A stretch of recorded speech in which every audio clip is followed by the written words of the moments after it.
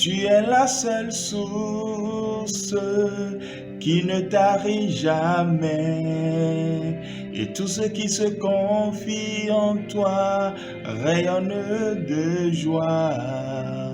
Et moi je viens te dire que je te fais confiance, ô Père. Moi je viens te dire que je te fais confiance. Seigneur, je te fais confiance parce que tu es fidèle. Bonjour et bienvenue dans Uppercut. Nous avons commencé une série hier sur mettre un frein à ma bouche. Voici donc la deuxième session. Nous lisons Psaume 39, verset 2. Je garderai mes voies de peur de pécher par ma langue. Je garderai un frein à ma bouche. Donc, la prière de quelqu'un dans la Bible a été de mettre un frein à sa bouche. Voici comment, à notre avis, vous pouvez et nous pouvons tous amener notre langue à la croix et mettre un frein à notre bouche.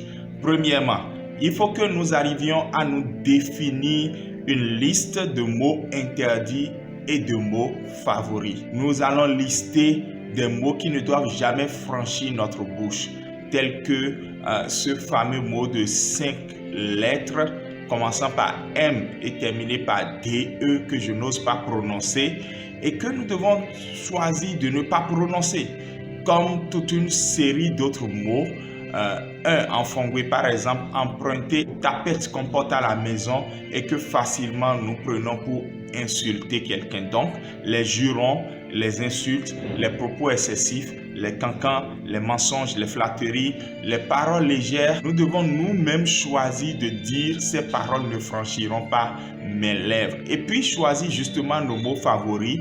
Et parmi ces mots favoris, on peut trouver les remerciements, les encouragements et puis surtout les mots qui expriment le pardon et la repentance. Voilà par exemple des choix que nous pouvons faire de nous-mêmes et tout ceci constitue déjà un premier frein à notre bouche. Deuxièmement, nous devons prier pour pouvoir garder le silence quand il le faut. Oui, on peut confier cette affaire à Dieu dans la prière afin de pouvoir garder le silence. D'autres ont prié avant nous. En voici la preuve.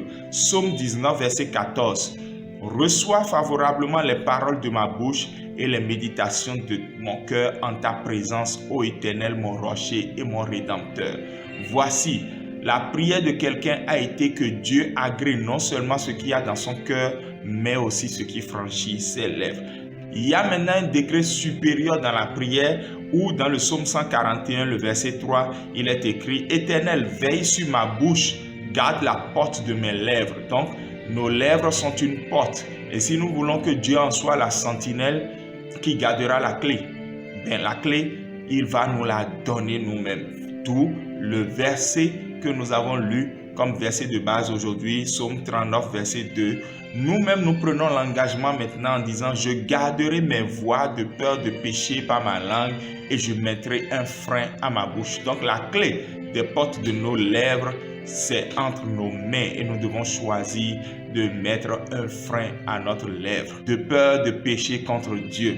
Demain, nous allons finir cette série en voyant qu'au fond, notre bouche ne fait pas que de mauvaises choses, bonnes nouvelles. Et nous allons voir justement le côté tout positif de comment nous pouvons exploiter notre bouche, mettre un frein à notre bouche, mais pour notre bien. Seigneur, je prie afin que ce qui n'est facile pour personne le soit pour nous parce que ta grâce rendra toutes choses possibles. Nous voulons que, Seigneur, désormais, nous choisissons les paroles douces, les paroles assaisonnées de sel et de grâce qui sortiront de notre bouche pour bénir, pour rendre grâce, pour féliciter, encourager, pour demander pardon, et non les paroles qui détruisent, qui cassent la communion, qui détruisent les communautés.